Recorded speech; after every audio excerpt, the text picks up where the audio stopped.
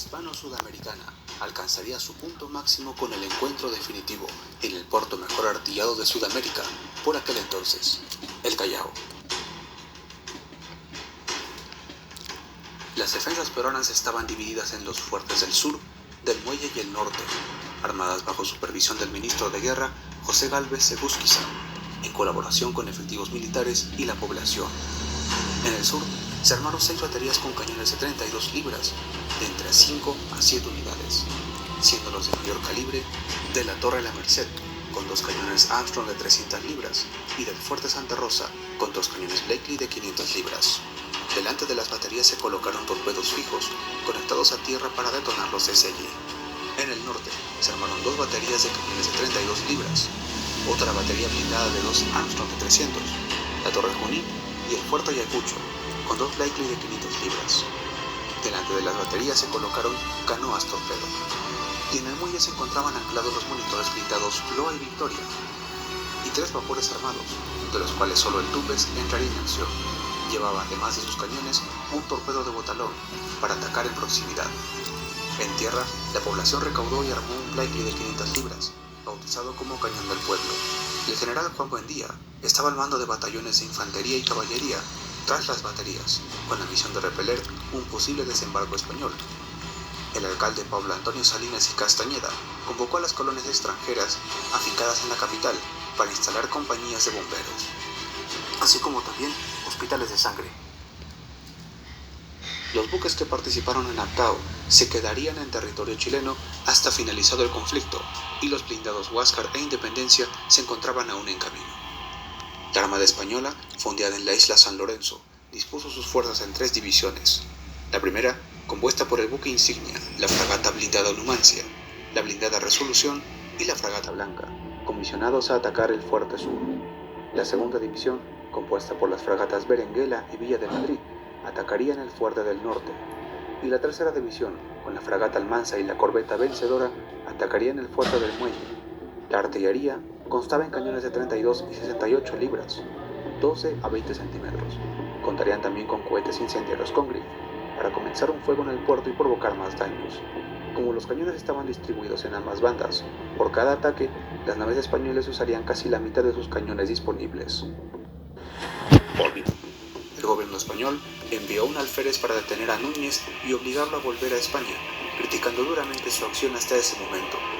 Núñez se negó a aceptar estas órdenes. Además, fue el mismo gobierno español que le ordenó el bombardeo de Valparaíso. 2 de mayo. A horas de iniciar el combate, el presidente Mariano Ignacio Prado arengaba a sus tropas, refiriendo victorias contra los españoles en la independencia, e incentivaba una defensa total contra un antiguo invasor.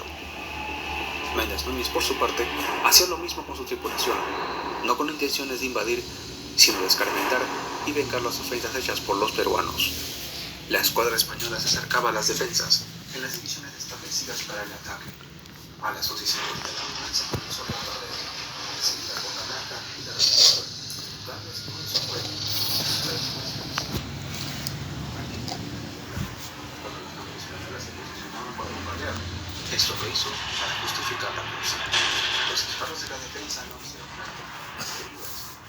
Cuando las baterías del Fuerte Sur se notaron, le siguió un tiro del Cañón del Pueblo, que se desarrolló a las 12:03. Montero, a bordo del vapor Tumbes, salieron muchos hombres de los monitores Loa y Victoria para implantar su torpedo de botalón contra el Al notar esta apertura, concentraron su fuego contra este. Saltaron varios tiros y ayudaron al escuadrón a retirarse. Entre las 2:30 y la 1 de la tarde, Berenguela, junto a Villa de Madrid, llegaron a su posición al Fuerte Norte. Pararon las máquinas para colocarse en posición de combate. El Monte Gálvez no salía a repetir. Mientras maniobraban, de los disparos de la Torre Junín cayó sobre la fragata Villa de Madrid, matando a los 3 hombres y dejándola inmovilizada. La corbeta Vencedora se apresuró en su auxilio. La Berenguela se mantuvo en su posición, disparando a las baterías peruanas. Pasada las 12 de la mañana, un disparo, posiblemente del monitor Loa, dio una batería de la bala hirió de gravedad a Núñez, quien se negó a retirarse pese a la insistencia de los oficiales, hasta que se desplomó por la pérdida de sangre. Antes de llevárselo, ordenó que no se arriera su pabellón. no desanimar a la flota. Prosiguiendo con el bombardeo del sur, los disparos destrozaron los cables que conectaban con las minas, dejándolas inutilizadas. Una granada, probablemente de la planta, cayó sobre los civiles y pólvora de la organización. La torre voló por los aires, pereciendo entre ellos el ministro de Gálvez. Sobre la 1 de la tarde, la berindera, que luchó en solitario contra las defensas del norte, recibió un disparo de 500 libras de fuerte y ancho, y impactó bajo la línea de formación, abriendo un boquete de 4 metros de largo y 1 de ancho. Poco después, otro disparo del Ayacucho atravesó el costado del barco, provocando en el departamento contigua al pañol de la pólvora. Se trasladaron todos los cañones a babor, se pusieron en funcionamiento todas las bombas y trataron de extinguir el incendio. Tras contener el agua y apagar el fuego, el buque zarántico cayó en palo. Con 2 fragatas y posibilidades de seguir combatiendo, la segunda división de la escuadra había sido rechazada por las defensas peruanas. El bombardeo del sur continuaba su curso, pero los disparos dirigidos contra el fuerte Santa Rosa no avanzaban por estar enterradas en aguas vistas. Esta concentró su todo contra la Numancia, pero el intacto repelió los disparos. Ante esto, dirigieron el fuego contra la Blanca. Un disparo destrozó las masas de agua y mató a un hombre. De los heridos estaba el comandante Juan Bautista Tupete. A esa misma hora, una granada de la torre Junín explotó en la batería de la cabeza, provocando un incendio que se propagó por el soñado hasta llegar al antepañol de la pólvora. El comandante de la fragata, Victoriano Sánchez, decidió no tapón. Ordenó usar la señal de fuego a bordo y separarse de la cercana Numancia para evitar así una posible explosión afectar un barco. Una vez que se consiguió sofocar el fuego, la Numancia volvió a su posición original, correspondiendo a las 3. A las 3:40, la vencedora con la fragata Blanca trataron de disparar cohetes incendiarios sobre el puerto y la población. Pero la cantidad de disparadores los pocos cohetes que cayeron en la población no hicieron el efecto esperado. A las 4:45, la escuadra española dio por finalizado el combate. Llegada a las 5 de la tarde, da la orden de finalizar el bombardeo. La escuadra hizo vivas a la reina. ¡Viva la Y se reina! dirigieron al fondeadero. A las 5:50, con la escuadra ya cerca a la isla de San Lorenzo, los 3 cañones de Santa Rosa y Monitor Victoria efectuaron sus últimos disparos. Las bajas españolas fueron de 43 muertos, 83 heridos y 68 contusos, mientras que las peruanas varían según la versión. Algunos de los partes mencionan solo bajas militares, mas no civiles o extranjeros. En la isla San Lorenzo, los españoles daban sepultura a sus muertos y hacían las reparaciones necesarias a sus naves. En el Callao, Prado esperaba un segundo ataque y ordenaba a sus fuerzas a prepararse, pero para Méndez Núñez y la escuadra, los daños provocados al puerto dieron por satisfecho el escarmiento contra los peruanos. El 10 de mayo, levaron anclas y la escuadra española se retiró en 2 divisiones. La primera tomaría como camino el estrecho de Magallanes y la segunda por la ruta del Pacífico. Ambos bandos, peruano y español, se adjudicaron la victoria. Todos los participantes fueron ascendidos, incluido Casto Méndez Núñez, quien fue condecorado con la Gran Cruz de Carlos III, mientras que Mariano Ignacio Prado, reconocido como héroe nacional, destacó la acción de las defensas del puerto y los pocos daños que ésta sufrió por el bombardeo, proclamando así la victoria definitiva como la mayor alcanzada desde su independencia. Esta victoria fue bastante celebrada y reconocida por los entonces aliados Chile, Bolivia y Ecuador. El presidente chileno, José Joaquín Pérez, otorgó el título de general de división del ejército chileno a Mariano Prado, solo cuando éste solicitara permiso al Congreso. Durante el viaje de los blindados peruanos al estrecho de Magallanes, el Huáscar capturó al bergantín español Manuel, que se dirigía a Montevideo, y al día siguiente al velero Pedita Victorina, el cual fue dotado con tripulación y enviado a Chile. El viaje de los blindados se vio constantemente azotado por motines, pues los comandantes José María Salcedo y Aurelio García García tenían fuertes diferencias, además de los temporales que tuvieron que afrontar.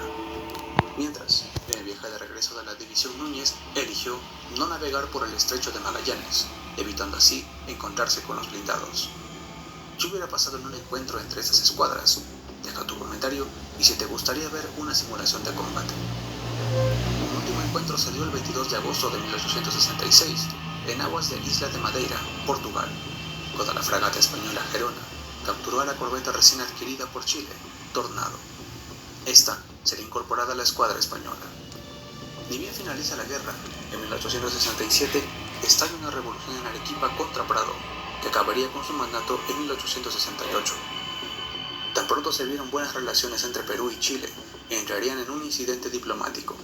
España y Chile compraron navíos a Gran Bretaña, las corbetas O'Higgins y Chacabuco, y España a las fragatas blindadas Victoria y Arapiles, retenidos por neutralidad en Inglaterra. Ambos firmaron un convenio, donde los buques serían entregados después de la guerra, tanto a Chile como a España. Perú quiso evitar esta entrega, alegando que esto beneficiaría más a los españoles, y el Perú tenía planes de perseguir a la Armada Española con los recién adquiridos blindados Huáscar e Independencia. El intento de Perú fue inútil, así como de iniciar una empresa que buscara ir hasta el territorio español para una represalia. Las naves peruanas que habían permanecido en Chile regresaron al Perú. Del mismo modo, los países protagonistas de la guerra, España, Perú y Chile, vieron situaciones de crisis, en especial los aliados, relacionadas a gastos militares. Este conflicto aplazó las tensiones que existían entre Perú, Bolivia y Chile, que alcanzaron su punto máximo en la Guerra del Pacífico. Asimismo, Rafael Sotomayor enviaba cartas a Chile sobre el desenvolvimiento peruano en el conflicto. El 14 de agosto de 1879 se firmó un tratado de paz y amistad entre Perú y España. Algunos comandantes de las baterías antes mencionadas destacarían a futuro en la Guerra del Pacífico. José Sánchez Lagomarsino, comandante de la batería provisional, llegaría a ser comandante del monitor Manco Cápac. El coronel José Joaquín Inclán, al mando de la Torre Junín, sería parte de la oficialidad de Bolognesi en Arica. Camilo Carrillo, al mando del monitor Loa, estaría al mando de las fuerzas de Arica antes que Bolognesi. Lizardo Montero Flores, comandante de la escuadra y al mando del vapor Tumbes, sería nombrado jefe político y militar de los departamentos del sur en 1879. El general Buendía estaría al mando del ejército peruano-boliviano en la campaña de Tarapacá, y el teniente coronel Andrés Alfredo Cáceres, comandante de la batería Ayacucho, destacaría en la Guerra del Pacífico a lo largo de todo el conflicto.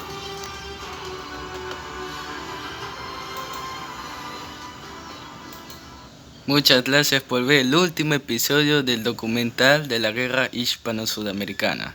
Nos veremos en otra ocasión.